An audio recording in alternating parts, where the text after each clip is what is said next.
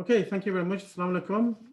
Welcome to everyone for joining this webinar, interview webinar. And these are a series of webinars that are organized by YPS, the Young Professional Society, in collaboration with our collaborators, STEM Matters, who are based in Texas, in the United States. And YPS was set up to help young people with personal and professional development and to help transform the lives of young people so that they become more successful professionals in their working life. Actually, YPS does this by focusing on 3 areas. And the 3 pillars that we work under are number 1, leadership, number 2, innovation, and number 3, communication. So today we're delighted to have with us Wajid Khan, who is a member of the House of Lords. And with our webinars, we try to invite high-profile people, professionals in different sort of areas who come and they speak about their field, about their work, and also at the same time, they give advice to the youngsters who are thinking or contemplating in coming into their profession. So we don't always have, politicians. We have different professions. People, we've had lawyers, we've had scientists, we've had academics, and Wajid's probably the second politician. But the thing with Wajid is he's not just a politician, but he's also an academic. Yeah. So we have a bit of a mixture, somebody who's an academic, but then also a politician as well. So just a quick kind of a brief introduction into to Wajid before we actually go on asking him in the interview more questions, which you'll find out about his life and what he's achieved and what he's done.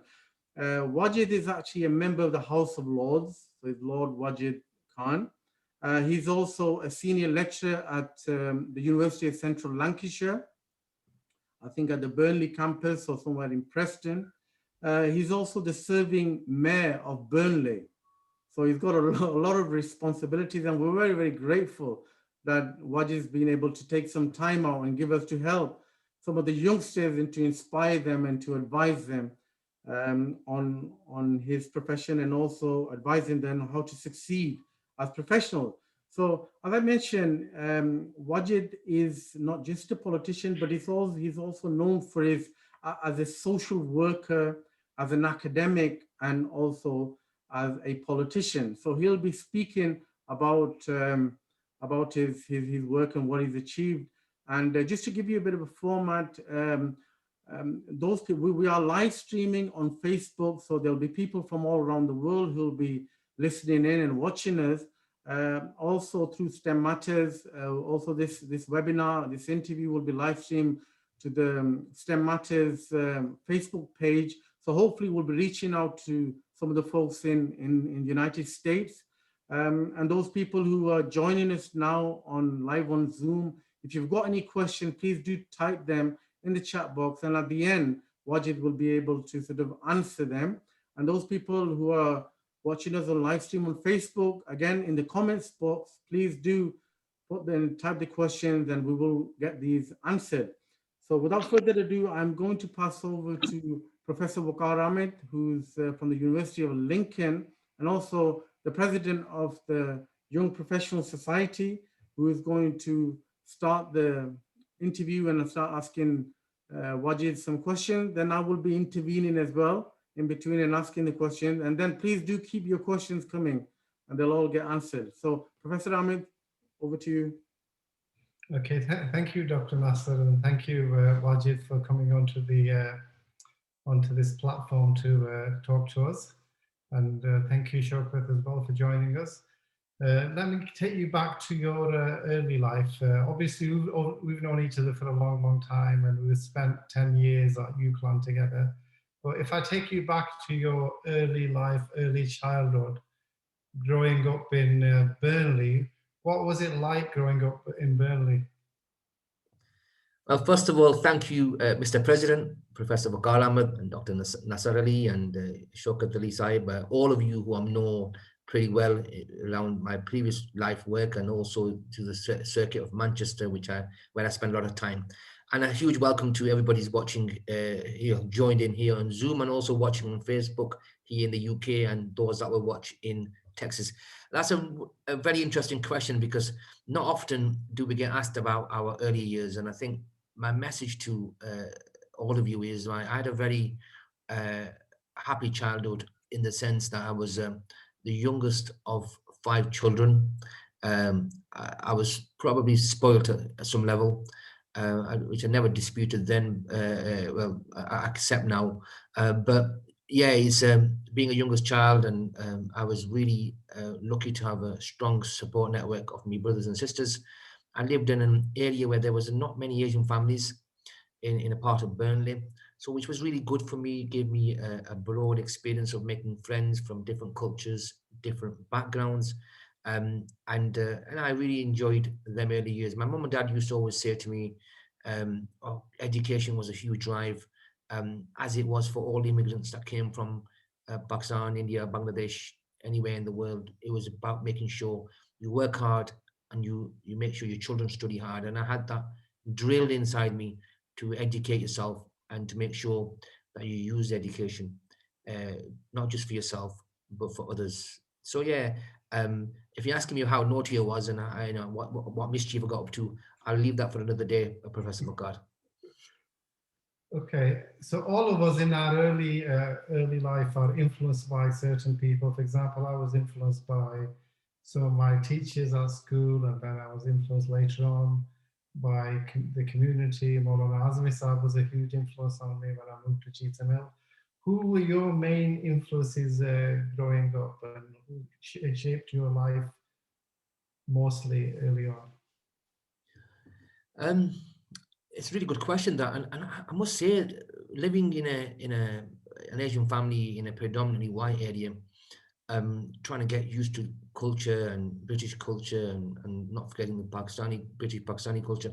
I think my dad was the main person I looked up to, just because the sheer amount of hard work he would do for the family, and that family values. You know, my mum never spoke good English, and how they struggled, how they worked together as a team. I think that was a real inspiration to see two people who didn't have a good command of English, but wanted to make the United Kingdom a home for themselves and their family, and how my dad used to support the family in Pakistan, his brothers and sisters and other relatives, and also at the same time, you know, make sure he could give everything he could to his children. You know, apart from that, the other heroes, I'll probably say footballers in them days growing up. I was, massively, I'm looking 1986 World Cup when I got into football, the Maradonas and Linekers. Apart from that, in terms of my own personal life, I think my mum and dad, we had a very nice, close, tight-knit family. I've got 2 sisters, Nazreen and Shamim, who like mother figures for me as well, so I had a really strong network, and my brothers, Zaid and Naeem, I must admit, having supportive siblings and, motivating parents is very intrinsic within our Asian culture, British Pakistani culture. So I was blessed in that particular way. So I can't say anything more. I had lots of role models around me, especially within my own house. And one of the things I noticed about you is that you're very effective at bridging the gap between the community in Pakistan or Pakistani community in Burnley with the local community, and you kind of brought them all together. Yeah. So they all work in harmony and in unison. How did you kind of achieve that? And was that an ambition of yours, or is it just a natural talent? Thank you very much for that. I think it's important for me to never forget your roots. I'm very inquisitive. So young people watching this, I'd always, say to you, never forget your roots. I was really, excited about going to Pakistan for the first time to see where my mother and father originated from. And we live in a rural village in Punjab, in Gujarat, near the city called Karia. The village was in the middle of nowhere, surrounded by forests. you know, and I just wanted to understand that culture. And you know, Professor Vakar, me and yourself ended up doing some work in Pakistan. We did some collaborative work, and then we did some recruitment for students. So I've always been fascinated from Pakistan, from growing up, then working in Pakistan. And then, you know, interestingly, I ended up being an election observer um, in Pakistan. So 2018 elections in Pakistan, I was one of the observers, and I had the seat I was observing was a prime minister's seat. Who ended up becoming the prime minister, Imran Khan, and it was with the former prime minister Shahid Khan Abbasi. So Pakistan is a very strong, you know, culture embedded in the northwest, Manchester, where we live, and Lancashire. There's a really strong community there. From a political point of view, understanding the diaspora has been a need for my political understanding, and I think there's pros and cons for different cultures, and I've always enjoyed a culture of Pakistan, which, you know, we see not just in Pakistan but here from an anthropological point of view. That's basically looking at communities, how we develop and how we make our life decisions. And I think bringing the communities together, cohesing them, and working together across cultures is a strength that Allah subhanahu wa ta'ala has blessed me with. But it's also a huge personal interest for myself to never forget your roots. That's a really important lesson. And I think through YPS, I would like to let young people know that go back and dig out your roots, and understand the struggles that your forefathers and your ancestors have had to see in order for them to excel in life. And what factors and challenges and successes that you had in your early life that shaped your life now? Yeah, well, many people don't know this, but for young people listening to this, I'd just say to you, if you're interested, in representing and helping people, I got elected when I was a student councillor. So when I was at college, that's what when I took part in my first election, and it was alhamdulillah, a successful election, and that was my first taste of representing and serving people. So if you're really keen on that, young people, I would say to you, go through your school bodies and systems and find out how you can be sitting on governors' meetings and student councils, and that's a opportunity for yourself to get a taste of serving people. So that shaped up pretty much wherever I've ended up now. But I think there's a common thing that whenever you go to school and college, the first thing your parents say to you, "Bete doctor banna hai apne, doctor." So we all know that. I bet you've all heard that before as well. I bet even Shoka Sahib heard that as well when he was going to college. You have to become a doctor. It was one of those things, and I never took to that. To my parents' disliking, I never really thought, no, that's not for me. But I will say this to you. For young people listening, you make these decisions in your teenage years. Some of them become really important in your life. For example, I studied law at university. I studied European law, and then I went on to become an MEP. So it comes in handy. And I think some decisions you make may not always be relevant in life, but it doesn't make a difference as long as you're getting the experience of trying your best in your A levels and college. Them skills you pick up from that study, you'll always be able to transpire and use them somewhere in life. Like you mentioned, most of our parents want all the kids to become doctors. So even before the child is in the womb, it's like, you must become a doctor, you must become a doctor. And when they kind of deviate from that ambition of parents are often disappointed. When you decided not to become a doctor and take up law or different directions, were your parents supportive and encouraging, or were they disappointed? No. I'd say my parents were very supportive. As long as my head was tuned in terms of education, I could do something meaningful in my life, and as long as I wasn't distracted, and I didn't say to them, "Oh, I've had enough of education. This is me. It's not for me." My parents were very much kind of supportive, just to making sure that I fulfilled my potential. And that this is a real interesting thing, right? Because my parents didn't have a really good command of English. So they didn't really know the system, which is different to parents now, because a lot of the parents now, we know the youngsters, we know what it's like to go to university, we know what it's like to go to college, whereas that wasn't the situation with my parents. So I kind of got my tuning and mentoring and advice, and my brothers and sisters who were really helpful. But I didn't have any pressure. There was a bit of a harsh look when I told them I didn't want to become a doctor. I wanted to do something else, but in the end, as long as I was still focused on doing something from an educational point of view, my parents would just let me get on with it. And what influenced your decision to choose law as a subject to study? Was that a path? A lot of lawyers become politicians, but did you always wanted to become a politician, or did you want to become a top lawyer? What was the rationale for that decision? So I did a law degree, and then I went on to London to become a barrister. So I started the barrister course. And here's the thing, when I got to London, and you're probably thinking, why is he saying this? But at the time, I just didn't like London. There was me, born in a small town like Burnley, very, insular, really kind of maybe a few years behind Manchester. But we was trying to, get out this, become modern. And I thought London was just too rushed, too fast for me. My first day in London was asking people directions, and I must have asked 10 times about a direction to my hostel where I was staying. And I think 9 people turned around and said, "What are you talking about?" I didn't want to help me. And I thought, do I want to be in an area where people are just so busy, they don't care about other people? And I had a very negative impression of London. I'm sorry to all Londoners listening to this, but that was my initial experience. So law it was. I wanted to become a hotshot lawyer. In fact, all of my friends who were joining the course that year have all become successful barristers, earning 10 times more than I'm earning. Always remind me, you made a big mistake, Wajid Khan. And I said, whatever, it's not.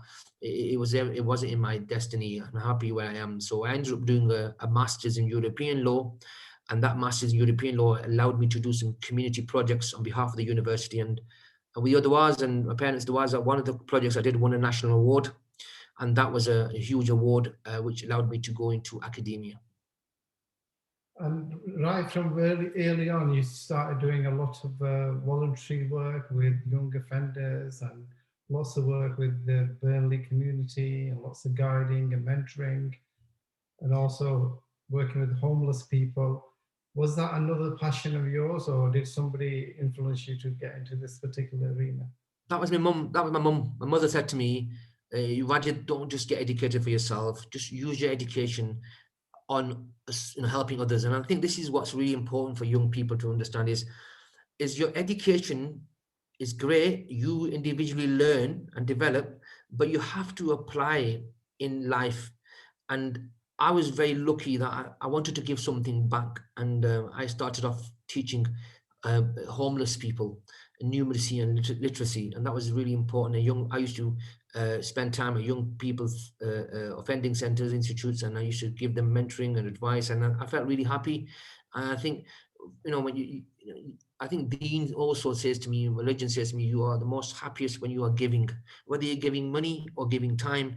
There's a sense of happiness, and I felt really happy that I was making a difference to someone's life. I remember there was one young male who didn't go to school, and I spent a lot of time with that person, and I could just see his hunger and desire to learn just basic English. And I was there was an opportunity. I was a mechanism for this young man to develop himself, and that really inspired me to see so many people enjoying that experience. And I really welcome that was a wonderful opportunity to serve people, and that came through my mother and father guiding me there.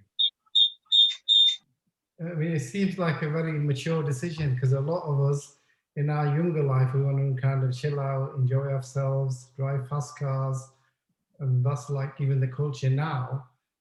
I'm still curious, why at such a young age you had the wisdom to kind of give back to the community and do a lot for the community. That was instilled in me, Professor Vakar. It was something that was, serve people. I think it's part of Deen. Deen religion for me is about being able to earn something for yourself, whether it's knowledge or money, or earn skills, and then utilize that and apply that to help others. And I think this is what it's about. Everyone watching here, we're thinking we've all got our personal goals, We all want to do well in life, whether that's in different subjects, jobs. I think the real test in life is, what do you do with them skills? What do you do with them knowledge? What do you do with the money? When you've got enough to satisfy your own personal needs, what do you do with them? How I think Allah Ta'ala's, for me, I'm a spiritual guy. I like to think I'm, very kind of learn from meeting people, and in life is the best teacher. I think it's also about your values, how you've got to make sure that what you want for yourself, you also want for others. And the way you can help others get that is spending time volunteering with them, giving them as much as you can. But in terms of time, your time, your effort, and also you pass on your knowledge, sharing knowledge. I think that's a really big, contribution you can make. Yeah, if I could just come in there and ask a question. While she was studying your master's degree, your initial kind of work experience, or you also worked as a taxi driver, just to help you fund your studies. So how difficult was it for you to actually manage your studies and drive taxis and just support your studies? How difficult was it? It was very challenging. I was a young man working Friday, Saturday, Sunday, and you know what happens at the weekend. A lot of people, mainstream society, go out. I like to have a bit of a drink, like to go to pubs, clubs, and bars, and then we end up taking them home. And the states they were in when they were sitting in the car whilst I was taking them home, some of them were, in all kind of conditions, and you hear a lot of, unfortunate at the time. At that time, as Shokasai will tell you, you hear a lot of abuse, and you want to hear all kinds of stories. So it was very difficult for me as a young man trying to earn a bit of support, financial support, doing a difficult job. But I learned a lot, and this is really interesting. I learned a lot as I was a taxi driver. I learned and met some amazing people. You deal with people, it gave me some confidence. You see people in all shapes and forms. Unfortunately, not people. Some people are the best. But that makes you a stronger person. It made me a stronger person, and I dug in deep to do a job which many people said to me, don't do this, and I did it because I needed to fund my master's programs, because at the time there was no funding for postgraduate studies. I had to pay out my own pocket, and I wanted to do this to develop myself, and you've got to make sacrifices, and that was the ultimate sacrifice I made. And some people would say you put yourself at a risk's way by doing a job at the weekends, which could end up always being, you could face a lot of hostility, a lot of abuse. But in the end, it worked out okay, and I learned a lot from that experience. So I'm proud that I've been a taxi driver. There's nothing. It's one of those jobs where I've learned how to deal with the public, and how it's a public service duty when helping people get home at night, when helping all ladies with their shopping is something that made you feel better, and that's all that matters. As long as you think you're doing the best. Yeah. Taxi driving was important for me to develop myself. It must have been quite difficult for you to actually balance your work, family, and study. And yeah, it was, but it's life, though, isn't it? You have to be able to, if you want to see and fulfill a goal, a vision for your future, your short term, you are making them sacrifices, but for the long term, it was a price that I had to pay. So all of us, we all got to have to make sacrifices. I'm sure all of you have had to make some tough decisions, things you might not want to do, but you have to do to get to your ultimate goal. And that was to obviously get a career, get a professional job. And so that short-term experience, it was challenging, but also when I look back at it, I look back at it with pride, and I enjoyed a lot of that work, even though it was tough. And would I do it again? Life can give you unfortunate circumstances, as we're seeing now with the pandemic, coronavirus, people losing jobs, businesses going down the drain, and these things. Dr. Nassar, it would have been easy for me now to go back to taxi driving. It would, than anybody who hasn't done it before, because not everyone can do that job, because you need a lot of strong mental strength. And I salute our brothers and sisters who drive taxis for a living. They do a very important social duty. And I think me seeing them tough times when I was younger allows me to prepare for any misfortunate situations, but also makes me appreciate whatever Allah Ta'ala has put me now. Absolutely. You were also involved with setting up the BA Honours Community Leadership degree program at University of Central Lancashire. and you actually helped to deliver lecture as well to students. Why did you feel there was a need for such a program for community leadership to be taught at university level? Good question. The program Community Leadership was based upon my interaction and project work with volunteers. So you could never assess volunteering. You can't say that's good volunteering or that's bad volunteering. But for me, it was about the skills around that area, and there was a really strong social fabric to communities. And communities, in my view, has been neglected, and they didn't have the skills to build their capacity to make a difference in their communities. So you'd be delighted to know, alhamdulillah, some of my graduates are now working in civil service. Some people are working for international organizations, and a few young girls have become counselors. Some females, young females have become counselors. And it gives me great pride to see that people are using them skills from an academic program. And the program gives you internationalization. It was something I wanted to do. I had a great pleasure working with academic colleagues, experts in that area, which give people the opportunity to use that program to make a difference and change their communities.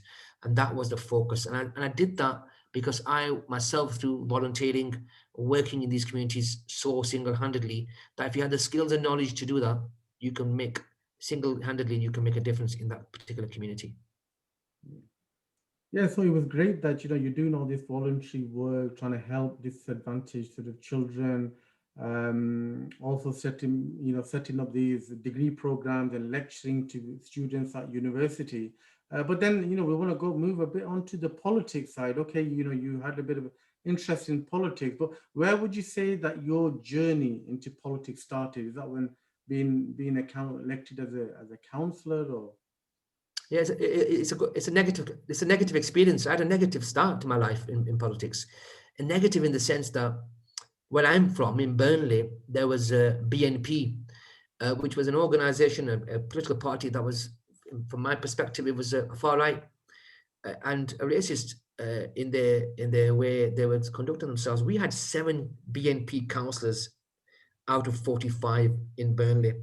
That shocked me, actually disgusted me, because I didn't want my town to be associated with a particular far right thought. It was embarrassing. So what I wanted to do, it was a negative start for me. I wanted to make sure that I can remove the scourge of BNP from my town, and I felt like our elders, our uncles, who were really good councillors, really did a lot of hard work. They weren't just rising up to the challenge, whether that was language barriers, whether that was just a cultural lack of confidence. But BNP were going unchallenged. That's why I wanted to get in there and expose their ignorance. And alhamdulillah, from 7 BNP in 2006-7, when I entered politics, a few years later, like-minded colleagues joined, and we got rid of the BNP in Burnley, and that's a really big achievement. So you've got to find a cause, something that you're not happy with. I found a reason to join politics. It was anger, but I turned that into positive energy to ensure, rather than get angry about things and scream and shout and write comments on Facebook, just write something on Twitter expressing your anger. I think you've got to take action, and you've got to take action through the systems, through the procedures to get involved. And you become a councillor, and I became a councillor in 2007. Alhamdulillah, it was a big election, and for the first time for me, it was like a mini revolution, in the sense that I was the youngest councillor then. And then in 2011, I won with huge majority. And you like this one, Shaukat Saab, you like this one, politics. I got in 2015 unopposed. I had nobody stand against me in 2015. And I remember the press interviewed me saying, "How do you feel, Councillor Khan, that you got in unopposed?" I just said, "It's a bad day for democracy." Okay, so you had this initial sort of vision for entering politics. You wanted to remove this other party and these councillors or so.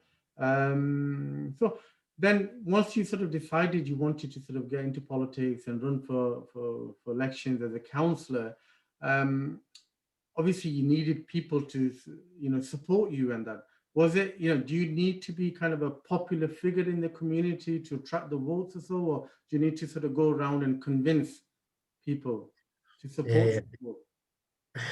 you know, you've asked a really interesting question.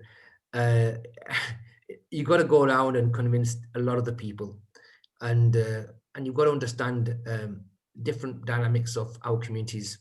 So, from in my experience, I was in a ward called Denza Stonium, which was a really interesting mix of Bangladeshi, Pakistani, Kashmiri, um, Pakhtun community, and the white community, and a bit of Eastern European. So there's a lot of community. And then you've got within the Pakistani community, you had you had different deviations. You have different people from different areas, and then you had uh, Shia community, you had the Deobandi community, you had the Brailwi community, and you had so many denominators that you had to understand. It was a very complicated approach to politics, and it meant you had to do a lot of learning about communities, how them communities operate. We can't assume that all Pakistani communities or Bangladeshi communities are all the same. Everyone has a different, where that's variation, regional variation, or different subcultures that take place, and you've got to do that hard work. And so I had to understand it from a anthropological point of view, to understand how the dynamics moved. So the head of households, the bradaris, all that kind of stuff came into play. You would argue it shouldn't come into play, but the reality, it was an apparent issue there, and you had to understand and navigate around that. And in the end, you've just got to convince each particular section of the community of why you'd be a better person. But it meant a lot of hard work, and a lot of difficulty and challenges, because everyone expects different from their counsellors. So if you go to an area which is predominantly white, I might know from colleagues that you can just send them emails, or you just have a surgery once a month. Whereas if you when I was in my community, I was getting calls in the middle of the night saying, "मैं सुबह जाना है Pakistan consulate, मेरा passport नहीं बना वगैरह, मेरे fill करके दो." And I thought, what, 11:30 at night? But that was normal for them. That was shocking for me, but it was normal for them. So you have to accept, and you have to use your mind to portray how does it feel in their shoes, and that is something that I learned over the time. So you mentioned that there's different sort of communities, and you've got to go around and understand the mindset and communicate and convince them. Would you say these different communities, they lack representation from people from their own sort of their background, their origin? For the time when you were running, were you one of the few ones from South Asian origin? Yeah, I was one of the first, young British-born Asian people that came in to understand for them, and that was a really big breakthrough. I was young, like I said to you, I was the youngest. When I got elected, I was the youngest councillor in the borough. There was a lot of young people I enthused, a lot of young kids at college, at university. They were thinking, because don't forget, this wasn't just me coming through. It was like a statement of the young versus the traditional buzurgs, who just like to just enjoy the title, and when they go to their village in Pakistan, put a big takhti there, Councillor Saab, and there was that kind of a change of mentality going on, and that was that young people. That's the prism which young people thought, we've got one of our own, and we can just call them, hey Waj, give us a, give me a buzz. Like, it was one of those breakthroughs, and a mini revolution, I say, and it was humbling. I must share one funny story with you, Dr. Nasser. I remember I went to somebody's house for votes. I said, I've come for elections. He said, are you Indian, Pakistani, or Bangladeshi? I said, I'm British, Pakistani. He said, you Muslim or you Christian? I said, Muslim. He goes, what are you, Shia or Sunni? I said, I don't think it makes a difference, but I'm a Sunni. He says, yeah, but what kind of Sunni? Are you Salafi or Deobandi or Barelvi? And I thought, I'm just a Sunni. He goes, you Jat, Gujar, Raja, Bhat? I don't really know, really, to be honest with you. He says, okay, tell me one thing. In Pakistan, which political party do you support? People's Party, Noon League? I thought, this is going to be a tough election. And that first conversation with that Uncle G, I thought, my God, what have I got myself into? But, I got through it in the end, and I've learned over time. So that was an interesting story which developed my thinking a lot. Yeah. I think let's move on from this sort of Pakistani politics and council sort of election. I want to move on to your MEP, being an MEP? How did that come about? Well, I was studying, as I mentioned before, I was studying a master's in European law, and I sat there one afternoon at UCLan when I was a student there before I became staff, and I was taught by a very prominent professor, Professor Chris Bovis, who was a Jean Monnet chair, very distinguished professor, and he was teaching me, he was just talking about the European Union, the development, the evolving, how it came together post World War II, France. I was just listening, Mazat there, when you just listening to a professor like Professor Vakar has the same effect, mashallah. You just want to listen to these professors that they have blessed with such knowledge and skill. And I just thought, one day, this professor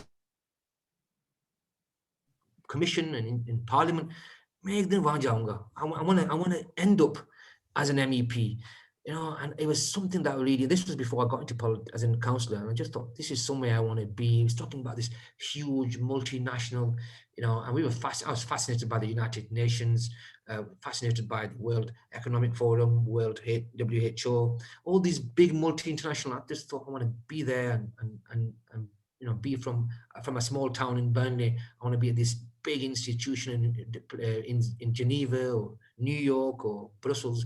That's how that's how I got myself interested in MEP. So the next point was, obviously, when I became a councillor, served 3 terms, I got enough experience. You always want to see how much you can use your skill level. So I had to go for an interview there was about 150 people to get onto a list of 8 people. And then I got interviewed, and then I ended up making the final 8. Then you had to make sure you had to get as high up as possible on the 8. So I got 3rd highest, but because of male, female, I came down to number 4. And then I missed out originally in 2014. And then my older brother, colleague, Afzal Khan, became an MP. And because he became an MP, I ended up going up in the European Parliament in 2017. Tell you what, Dr. Nasser, one hell of a journey. Worthwhile. Okay. So can you tell us in a nutshell, what does an MEP does? What did they do sort of in the European Parliament? Yeah, well, there were 73 MEPs in the UK. You represent your region, you sit on committees, you make legislation, you take initiatives forward as a European Parliament in conjunction with the European Commission, and you introduce legislation, laws that affect people on workers' rights, on climate change, on gender equality. I did a lot of work, as you may understand, on academic freedom. So academic freedom was an area. I was a rapporteur, which meant basically I was the author of a report. So if anybody looks at academic freedom and European Union's stance on what academic freedom is around the world, my name is there as one of the key players that devised legislation to ensure that academic freedom around the world is protected, and countries that abuse academic freedom, they'll get sanctions against them. So that's just one example. But you're based in Brussels and Strasbourg, and you sit on different committees. So I sat on foreign affairs. It was really interesting. And then I also sat on human rights. I was the actual official spokesman for the Labour Party in the European Parliament on human rights. And I was given a special role, being a special envoy to Muslim communities, because I understood, being a Muslim, some of the key dynamics of that community. So you was in Europe for about 2 years, and I'm sure you did a lot of work. But what would you like to be remembered for the work that you did as an MEP? I think the most prominent piece of work I did was on Kashmir. For me, growing up as well, I used to see images in the 80s of the sheer, I'd say, violence, barbaric treatment of Kashmiri people, in particular in Indian administered Kashmir. That was something I grew up watching, and I'm not Kashmiri, and you don't have to be Kashmiri. That's the main point. Everybody watching and listening, to care about people in different parts of the world, you just have to be human. It's about humanity, and that was an area where I wanted to make sure I did something productive, not just talk, make a speech, and come home and say, "Yeah, many Kashmir ke liye bahut kuch kiya." That wasn't my style. It never will be. I wanted to do something that people have not done for years, and I think after 12 years, through a very challenging, difficult time for myself personally, because I faced a lot of death threats. I faced a lot of intimidation by a particular country because I was raising human rights abuses in that particular part of the world. And I just stood my ground on 19th of February 2019. We secured a historic hearing on the human rights abuses in Kashmir, and we had the United Nations experts, rapporteurs, authors of reports came in to present their position on what's actually going on in Kashmir. I think that was a huge achievement for me personally, because it might have been one hearing for 1.5 hours on an afternoon on the 19th of February. It took months and months of planning.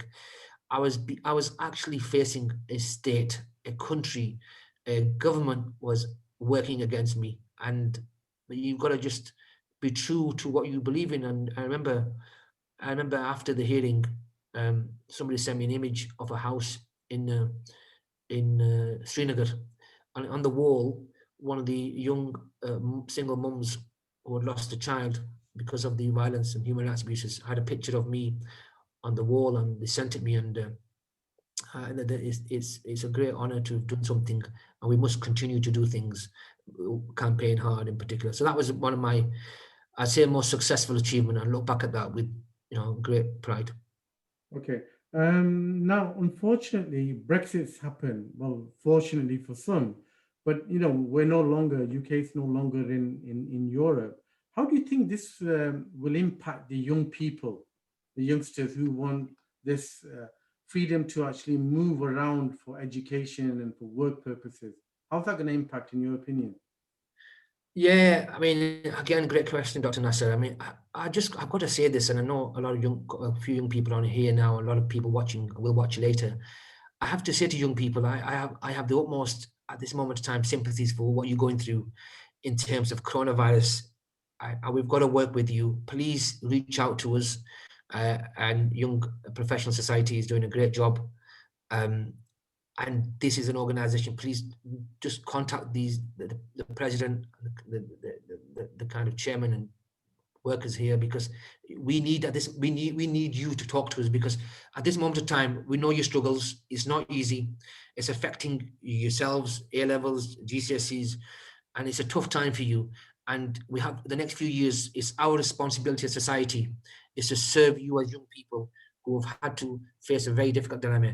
And then on top of that, there's Brexit, in the sense that it's happened. We've got to accept what's happened. However, it doesn't mean that you'll have the same opportunities that your mums, dads, uncles, aunties had. Things have changed now, but we've got to find a way where you can keep traveling the world. One of the things I'll say to young people is, I learned so much when I traveled the world as a student at university, as a member of staff. I made a huge amount of networks and connections all over the world, but I had the opportunity. Some of us stay in our towns in Lancashire, Greater Manchester, and don't get the opportunity to travel to London, never mind to another country. You've got to travel, because when you travel, you meet people. And, I always say this to young people, we have stereotypes about certain people. Some people say, oh, that community is like that. Do you know why we have that? Because we don't interact with people. If we don't interact with people, you don't know them. And if you don't know people, you will never understand them. So interaction, knowing, and understanding is so important. So you have to get out there and travel, and you'll learn so much about different cultures. So one last bit of example I'll give you on this particular point, Dr. Nassar, is I was grown up in Burnley. I had never come across an Indian Muslim before. I thought all Muslims are Pakistani. A British Pakistani, and I thought the Bangladeshi community. And then I went to London. I saw Somali Muslims, I saw Bosnian Muslims. I'm just telling you people about my own faith, but I met people from Palestine, and I thought, wow. I saw white Muslims. I saw people from different black Muslims from Nigeria, and I thought, wow, this was my insular thinking that held me back. And until I didn't go to all these places like London, Birmingham, I was always thinking a very limited vision of what Muslims were and also what Islam was. Okay. One of the other roles that you play is you're currently the serving mayor of Burnley. Can you just tell us about what does the mayor do? And yeah, well, actually, with all due respect, actually, sometimes I forget I'm the mayor of Burnley, but because it's one, because it's coronavirus. So a lot of the time, you go down and you cut ribbons and you open new businesses, and inshallah, see Shaukat Saab could hopefully become a mayor of Manchester soon. Fingers crossed, he'll do a brilliant job. But I mean, it's a very important role. It's a symbolic role. It's an important role because you represent Her Majesty the Queen in the town. You're the borough's main person. You're the figurehead of the borough, and it's become a huge role for me personally because during coronavirus times, people have really struggled, and they look towards people for inspiration. So the amount of people that write me letters and I have meetings with, and online Zoom meetings, and people of all ages. I'm very proud of our elderly generation who took to Zoom and Teams, and so they've all been Zoomed out and Teamed out. But they've done a really good job by embracing technology. I think we all need to celebrate that, as we're doing today in particular. So the mayor is also the chairperson of the council, so he or she chairs all the meetings. So all the council meetings, I'm the main person. So if anyone's being naughty, like a councillor shouting across, I say, look, I'm going to remove you from the chamber. So I have a lot of power in that particular area. But it's a symbolic position, ceremonial, but it's a huge honor. It's like a lifetime achievement to become a mayor, because it's normally given to people of years of service and dedication. So the mayor is an important position, even though I might have moved on up the ladder from the House of Lords to the House of Lords. I still regard being the mayor of Burnley as one of a huge, absolute privilege, and I serve with the knowledge that this is a privileged position and a position, an honor to serve for me. Yeah. So it was only recently, about just before Christmas, I think, that, or just after Christmas, that you were appointed as a member of the House of Lords. Yeah, can you just talk a bit about what does a member of the House of Lords, what does he do? So there's two houses. There's one House of Commons for young people, and there's House of Lords. House of Commons is elected, House of Lords is appointed. So House of Lords scrutinizes the legislation that comes from the House of Commons. So any legislation that comes through the House of Lords does its rigorous process and makes sure that they can make amendments. If something's not right, they can send it back to the House of Commons. They can take advice of the Lords, or they can ignore it, and then it goes back to the Lords and then to the Queen. So the House of Lords members can also initiate legislation. So we are legislators. We have our own remit. So we sit and represent in meetings, different areas, be it environment, be it foreign affairs, be it in digital technology. And we all have our particular use. We have a lot of people in the Lords who are like former defence chiefs. We have people in the Lords that are chief judges, chief justice, like kind of Lord head judges, really senior roles, people in senior head of police. So we have people with lots of skills, life experience, and they're sitting there looking through legislation, and they're also making changes and initiating legislation. That decision comes from Her Majesty the Queen, who appoints on the recommendation of the Prime Minister, Boris Johnson, and nominated by our party, my party leader, Sir Keir Starmer. So it was a huge privilege. I must tell you, when I had coronavirus when I was announced. I was like 7 days into coronavirus, and my phone didn't stop ringing.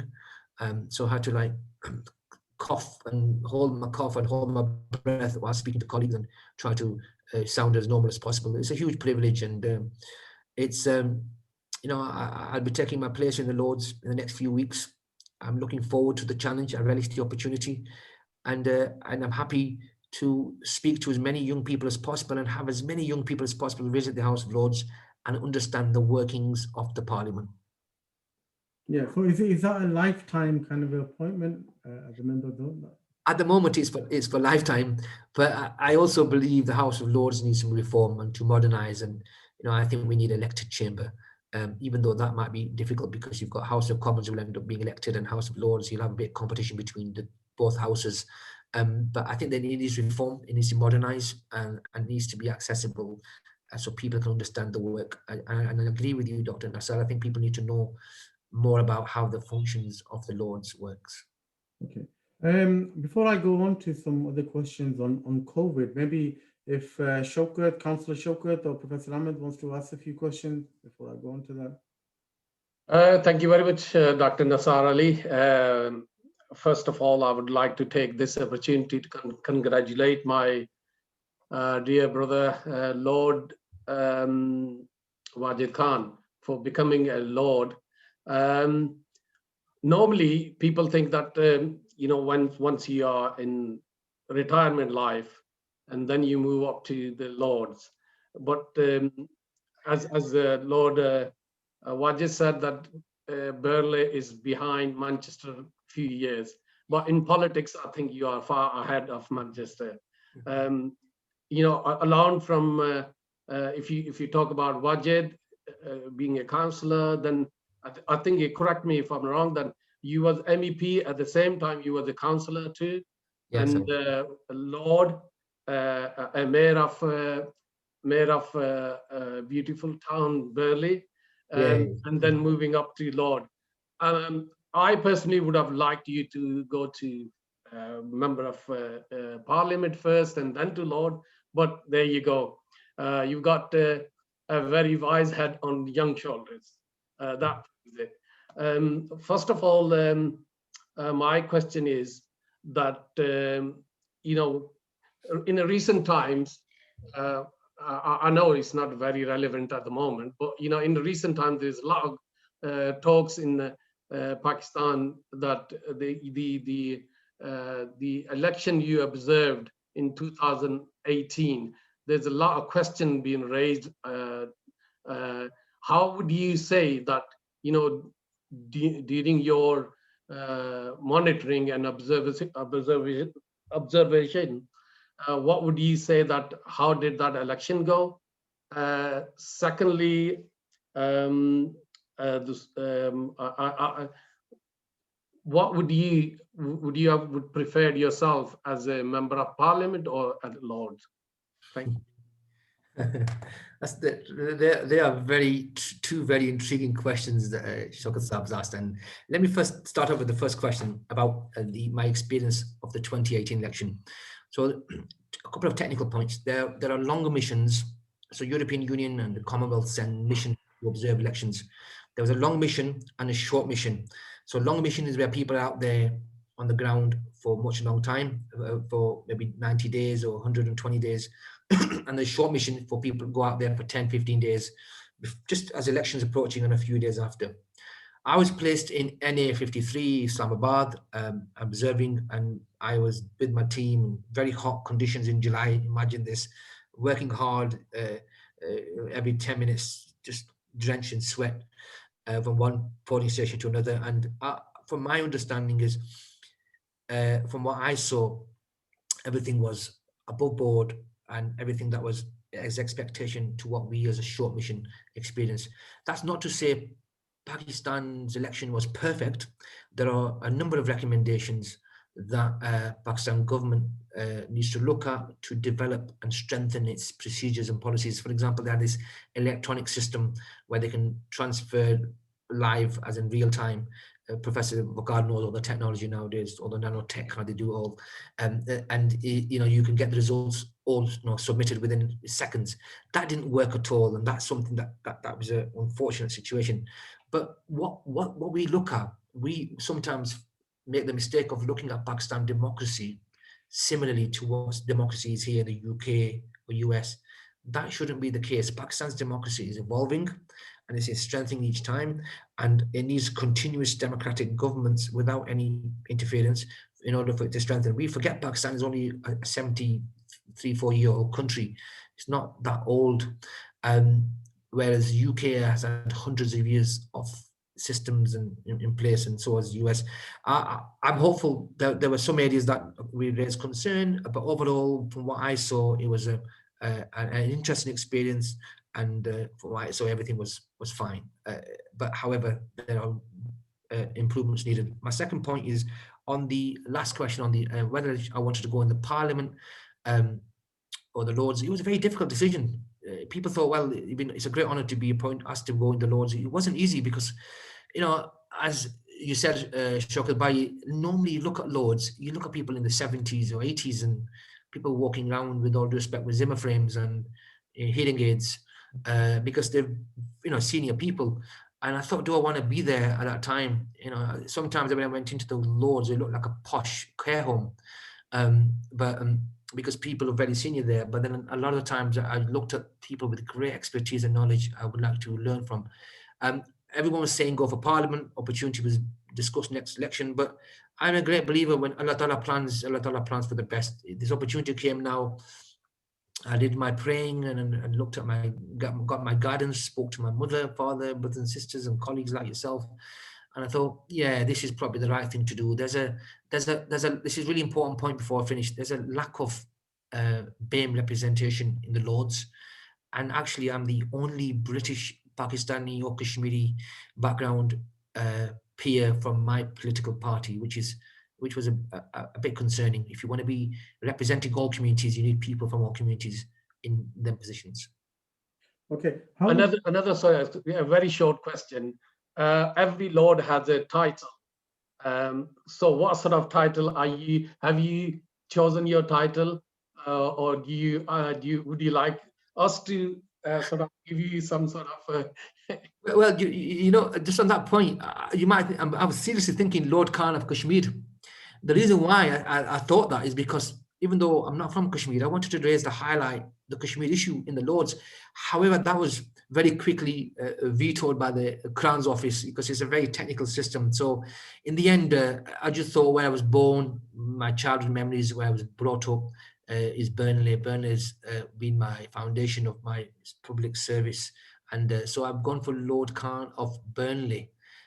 So I'm not sure whether they'll accept that, but I did put my idea of having to raise the Kashmir cause to actually call myself Lord Khan of Kashmir, but it's very technical. It has to go through lots of processes, and I think that was too difficult. Okay, now the whole world is actually gripped in this by this pandemic. Yeah, how would you say that the COVID has changed the political landscape in the UK and around the world? Yeah, I think COVID's made a huge difference to policymakers and politicians and leaders around the world. I think post-COVID, post-coronavirus, the world's going to have a different focus. For example, I'm seeing our climate change, our commitment, President Biden's come in and rejoin Paris Treaty, our focus on green economy, green jobs, for young people in particular. I think they should start looking at in this particular area of renewable energy. Reliance on fossil fuel is going to be deteriorating. We have to make a huge transition. We're looking at a pace of change which I think is unprecedented. We have had global crisis before, financial crisis, and we got through that. Even though it's been a very slow recovery, this is going to be huge. People have lost loved ones. And my thoughts are, prayers are with them. My condolences are with them. People have lost jobs. Businesses have been ripped apart. People are, really struggling to make ends meet, to feed themselves and their families. So we need to reshift, focus on how we support people through finances, how we support industries, and at the same time, how we as a country govern. The world's going to change. It is changing now as we speak. We have to pay this back. And this is my concern. All the money that's been borrowed needs to be paid back. And to pay that back, how they'll do it is going to be something that we have to watch, keep an eye out to make sure that those at the bottom, those who are poor, are not further alienated and discriminated against. Yeah, thank you very much. We've been running now for almost an hour, so we're coming to the end of our time. We always like to ask this question to different professionals because a lot of youngsters who are watching and those who are contemplating in becoming a politician. Would you say that being in politics is a lucrative career? I know you did mention briefly in one of your earlier sort of questions, but is it a lucrative profession? Being a councillor, being an MEP, being a member of the House of Lords. Yeah, so when as a councillor in Burnley, I get paid £2,700, I think, or £3,000. So I wouldn't. You can't do that full time. You do it because you're passionate about people. MEP is much better wage, but again, it's the ability to be in the world's biggest parliament and to influence and make change. That's huge. And politics as a career, I don't think we should look at it from that perspective. I think there are many good politicians who could earn just double the amount of money they earn as an MP or an MEP, but they do it because they think they can do the best for their community. and the House of Lords, you don't get paid, you get allowances, which, you know, cover yourself for staying there, and, you know, subsistence, and it's good, rewarding. You know, you can live off that, it's no problem. But I think ultimately, for those that want to get into politics, you've got to have that passion. I see people in Manchester, I see Shaukat Saab, I know the amount of daily casework they get. It's way more than, you know, the allowances you get, and it's satisfying feeling that you're in a position of a power, a position of authority, and you can actually bring about change. And I think when you make that change and people's life gets better, that's the most rewarding. And like I said to you, Dr. Nassar, my friends who are barristers now earn 3 times, 4 times as much as me, and drive the better cars, and they're always in the south of France. But the buzz I get, you know, of seeing the hope of some of them Kashmiri mothers when I raise a particular point in the parliament, loud, strong and clear, without any fear. To me, that's more rewarding to know that for people who have faced real barbarity and real harsh situations, lockdown in Kashmir since August 2019, you know, children getting shot at pelagons, to be able to be their advocate is the biggest honor in the world. Okay, we'll just move on to some of the questions that people have asked. Children from our background don't have many role models from their ethnic background. Do you associate yourself with any projects to create the awareness and encouragement in youth of deprived areas, considering many don't take education that seriously? There's a lot of potential amongst them, but they are directionless or not motivated enough. I think this is a really important question, and I think all of us sat in this panel have got to answer this question from a young professional society, in the sense that this is a wonderful opportunity, a platform. You know, you've got such a talented people here, different walks of life. We all have to do our bit, and you know, from my point of view, if anybody who's watching or on the Zoom call, if you want to visit the House of Lords, if you want to sit with me, if you've got time, I'll give you an open invitation. You know, the House of Lords isn't for a certain group of people. It should be for everybody. I don't want people to think that is not for me. It shouldn't be like that. We should aim high, and we should use our networks, and organizations like YPS can harness and bring people from a different sectors, fields, professionals, role models who can talk to you, and you can talk to them, and you can engage with them. I don't want this to be one-off with YPS. I want to have a continuous relationship, because I have a duty as well. If I've achieved something in life, or I've got to a destination, it's not for me to enjoy or me to just stay there myself. I want to see an army of people from my background. Lots of people come up and be in the House of Lords, or be in Parliament, or be, you know, as mayors, because we can all do it. I was lucky that Allah Ta'ala gave me the opportunity to be there, and I was right time, right place, and I worked my way through my connections. But some of us on this call might not have that same level of network or connection. So see this YPS and myself as, you know, an older brother or uncle for some of you. I've got to say that, unfortunately, as I hit that age. So, you know, just please, you know, contact Dr. Nassar and Professor Bakar and Shaukat and myself, and we're happy to, honestly, we're happy to listen to you and spend time with you. I'm looking forward to physically visiting and spending time and doing workshops with young people and talk about your challenges and your issues. Because for the next 4 or 5 years, my priority is to support the younger generation, to make sure they get the opportunities that our generation got. Yeah. While we're on that note, yes, we do. YPS does have a plan to organize a physical conference, YPS conference, in September, on the 25th of September.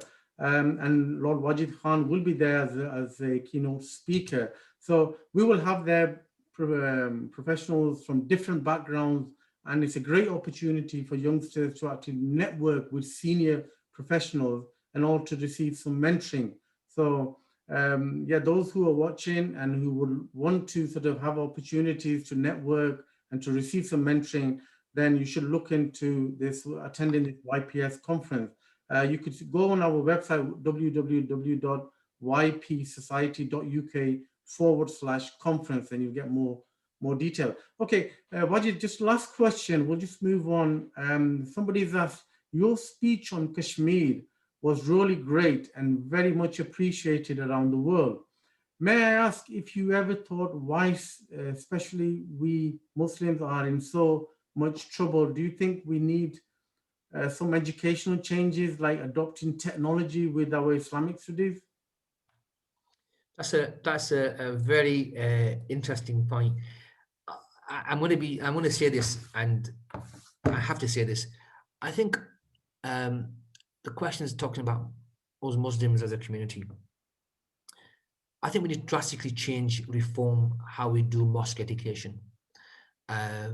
We need to have our imams to not just teach young people Quran and how to recite the Quran with tajweez. I think we need to ask the imams to have at times 2 hours a day with our young and the female sisters, young boys and girls. We need to give them. They need to inspire our young people. They have 2 hours a day. They have to do more, and it's about etiquette, how to apply themselves. So just not for me. It's religion. Islam isn't just about reading the Quran. It's how you apply that in everyday life. And we've got to move out away from this. We see Kashmir is I'll be honest, it's not hard to recognize this was a British problem. We have a moral duty as a British representatives to look at what happened in the partition. And whenever we did partition as a country, United Kingdom, we were never good at partitions. We left a big mess there. And I think it's a moral duty as a British parliamentarian to ensure we play our part in Kashmir. On the Muslims' point of view, which we're facing a lot of challenges as a community. We've got Islamophobia, unfortunately, rampant in different parts of Europe. There's also continuous threat of far right. We need our imams and our religious leaders to play a much more active part in a child's development at a very young age. And that early development is so instrumental in to see young people fulfilling their potential. We need more role models. We need the work of YPS to be replicated in different parts. I was having a really interesting conversation with a senior judge from Muslim background today, and we was discussing how this pandemic, across all communities is having an impact. But in terms of BAME background, of 4 times more likely to be affected by getting COVID, and then there's a really bad take-up of the vaccine within the BAME community. I was on a show yesterday, and it was a really good show because it clarified what the vaccine was and the halal side of all things and all the questions. But the problem is there's too much misinformation, there's too much fake stories going around, there's too many conspiracies. We should move away from that. We have suffered a lot as a country, but in particularly if we look at BAME casualties, they've been far disproportionate in terms of relativity. And we have to recognize that as a Muslim community, we need to look at positive messages, and there's too many negative stereotypes. We need to work hard on them issues that unfortunately that people see us through. And that means all of us working together and educating ourselves. And our young people, I say this with a heavy heart, our parenting needs to be lifted. The game needs to be lifted in parenting. When I was speaking to my brother, a teacher at school, and he used to say to me, a lot of the times, a lot of the kids wouldn't have the parents come to attend parents' evening. And that is such a real sad statistic. We've got to take real interest in what our young kids are up to, support them in a positive manner, develop them, and get them involved. I mean, to get out of this mentality, they have to be doctors. No, I'm married into a family of doctors. I'm very proud of the work my father-in-law and my brother-in-law do frontline NHS. But that's a really important role. But the world isn't just about that profession. We need to look at technology, robotics, artificial intelligence, electric cars, and look at this. I've got the man himself, professor of nanotechnology. And 10 years ago, Professor Fagard was talking to me about the use of nanotechnology. And I thought, wow, what a senior professor in nanotechnology. And somebody said to me, what is nanotechnology? And I couldn't explain it to them. And now I see nanotechnology, the industry, the stock market, the financial markets are all talking about the use of the amount of companies you see with the word nano and the use it's making in everyday life, from material to batteries and all these different areas of developing industries. And we've got to understand there's a world away from some particular professions that we, in particular as Muslim communities and from British, Pakistani and Kashmiri communities, look towards one profession. There are opportunities across the world. We're looking 2020 onwards. The world's changing. We need to adapt ourselves. And unfortunately, we as a community are sometimes the slowest in terms of adapting to futuristic needs and society's development. Can I ask a couple of questions? Thank you for all your enlightened opinions and everything. I've learned quite a lot. I know that we visited Pakistan a number of times, and we tried, and there was no, what we noticed is that there was no shortage of talent or ability or resourcefulness.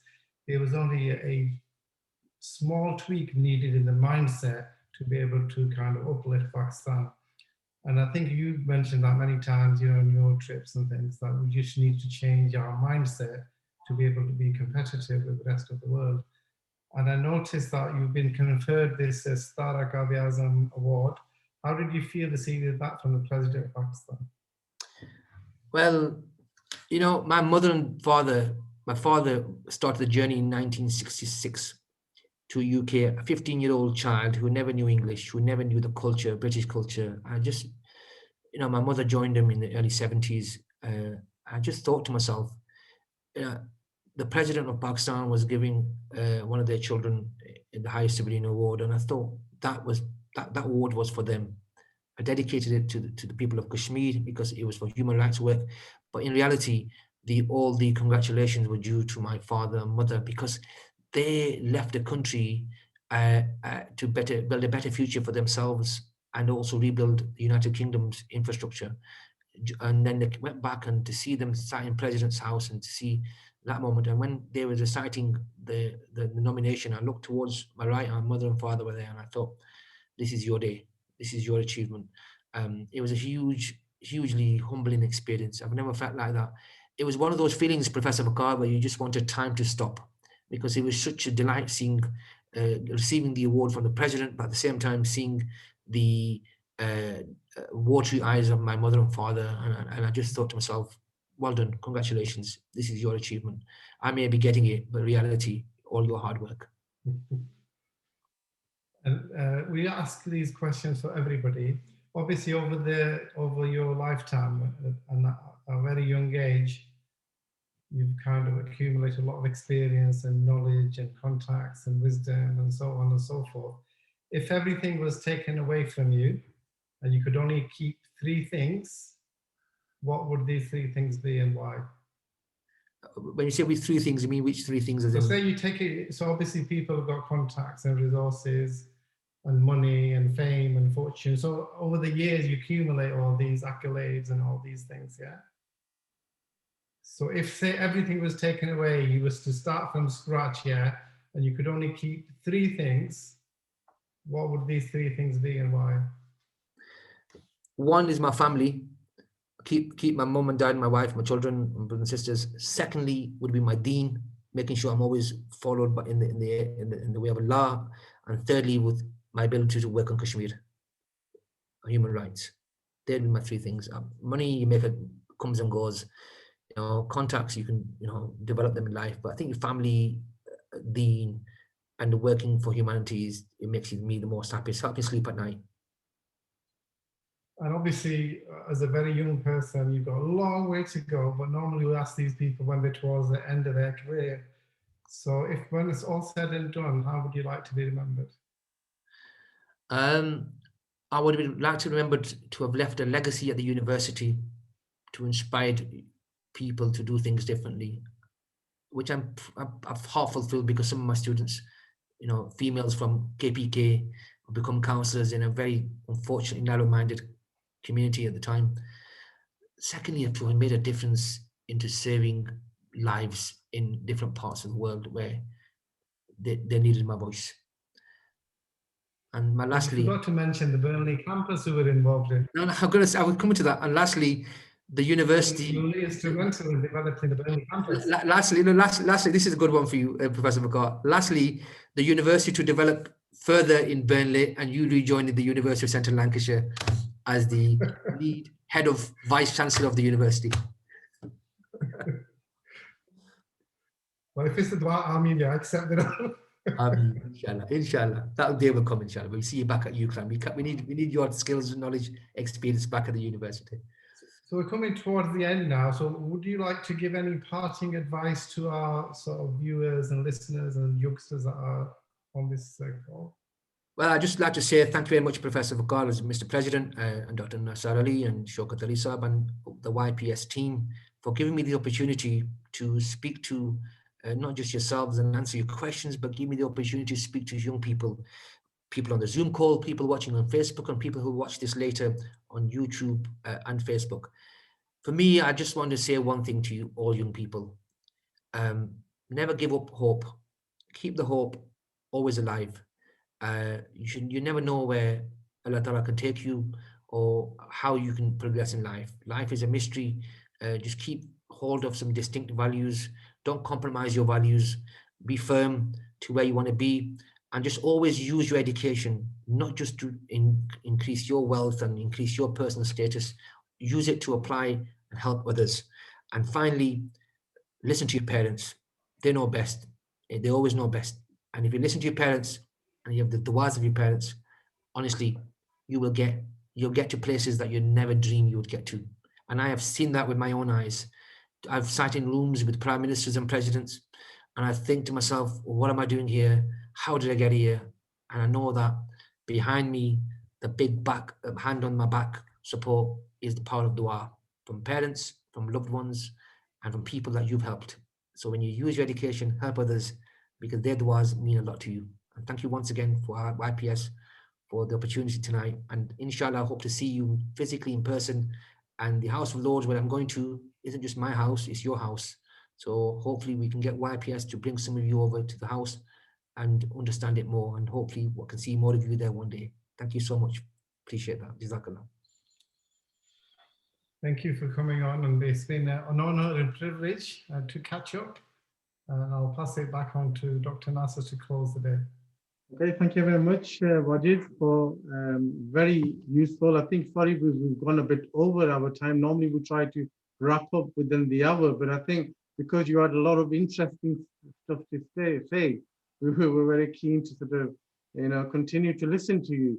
So once again, thank you very much for giving us your time, and congratulations on being newly appointed as the House of Lords. And yes, we will, hopefully once we return back to normality, we will bring some of our youngsters to the House of Lords, and hopefully you'll be able to host us there. So thank you very much for everyone who joined us on Zoom, and also those people who are watching the live stream on Facebook. Thank you very much. And the recording of this interview, this webinar will be, we will upload on the official Young Professional Society YouTube channel. For those of you who have missed this, then you will have the opportunity to watch this on our YouTube channel. Thank you very much. Good night, and God bless, and keep safe. Allah Hafiz. Allah Hafiz.